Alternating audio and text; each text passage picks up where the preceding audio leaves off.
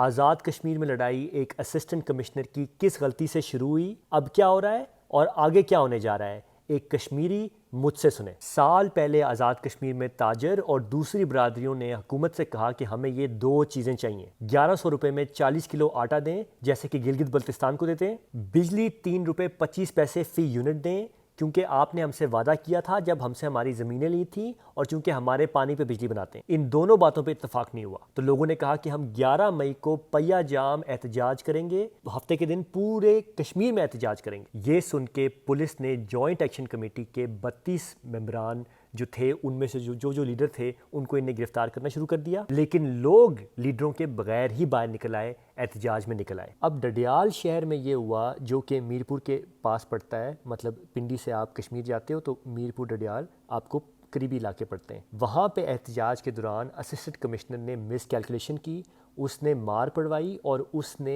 आंसू gas shelling करवा दी। 2 school की बच्चियों की हालत लागर हो गई इससे और उसकी तस्वीरें सोशल मीडिया पर चलना शुरू हो गई। लोग तस्वीरें देख के मुश्तिल हुए और उनने असिस्टेंट कमिश्नर को मारा भी और उसकी गाड़ी जला दी। डडियाल की बच्चियों की तस्वीरें पूरे कश्मीर में चली और ये एक बड़ी वजह थी जिस वजह से गुस्सा पूरे इलाके में बढ़ा और एहतजाज शिद्दत पकड़ता गया। देखिए, एहतजाज ने शिद्दत पकड़ना ही था क्योंकि ये बड़े अरसे से ये डिमांड्स कर रहे हैं, साल से ये बाकायदा तहरीक चला के डिमांड्स कर रहे हैं, उससे पहले भी ये डिमांड्स थी, तो ये होना तो था ही, लेकिन ये जो आपने मिस हैंडलिंग की सिचुएशन को, इसकी वजह से ये इसमें थोड़ी आग ज़्यादा लग गई। अच्छा, डडियाल से अब लोगों का काफ़िला निकला मुजफ्फराबाद की तरफ और सिर्फ डडियाल नहीं, कोटली से भी लोग निकले मुजफ्फराबाद की तरफ, लेकिन मुजफ्फराबाद जाने से पहले उन्होंने रावला कोट का रुख किया। रावला कोट यानी पुंछ। हुकूमत ने सड़कें उखाड़ दी थी, पत्थर डाल के ब्लॉक कर दी थी, मगर कुछ भी करके मुजाहिरीन को रोक नहीं सके। तसादुम बढ़ता गया, 27 लोग सिर्फ कोटली में जख्मी हुए। हुकूमती साइड से 2 DSP, 1 सब इंस्पेक्टर, 1 ASI और 1 हेड कांस्टेबल जख्मी हुए।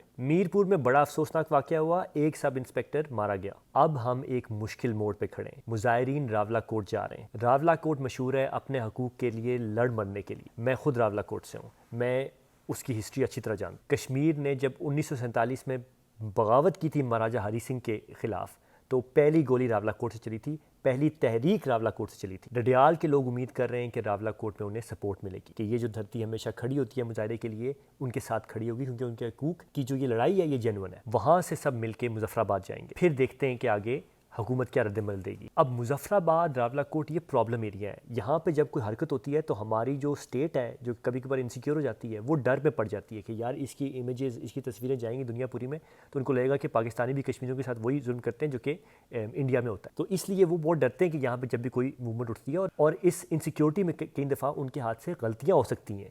मुझे डर ये है कि बातचीत को साइड पर करके तो हुकूमत फ़ौज को कहेगी कि आप आएँ, आप मामला संभालें, आप मुजाहिरीन को दबाएं, ज़ोर से दबाएं। ये डर मुझे इसलिए भी ज़्यादा है क्योंकि इस वक्त वज़ीर आज़म आज़ाद कश्मीर अवाम का नुमाइंदा नहीं है।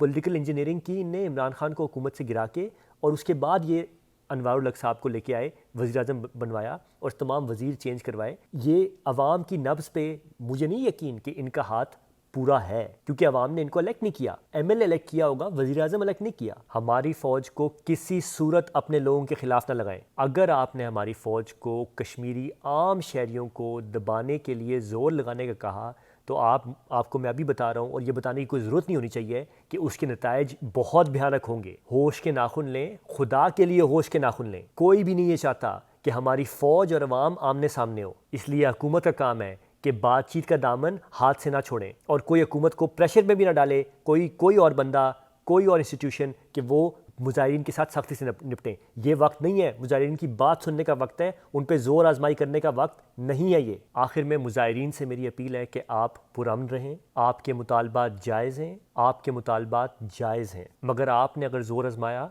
तो आपके मुतालबात को ये भुला के, तो ज़ोर का बहाना लगा के, तो ये आपको क्रश करने की कोशिश करेंगे। कोई भी ये नहीं चाहता।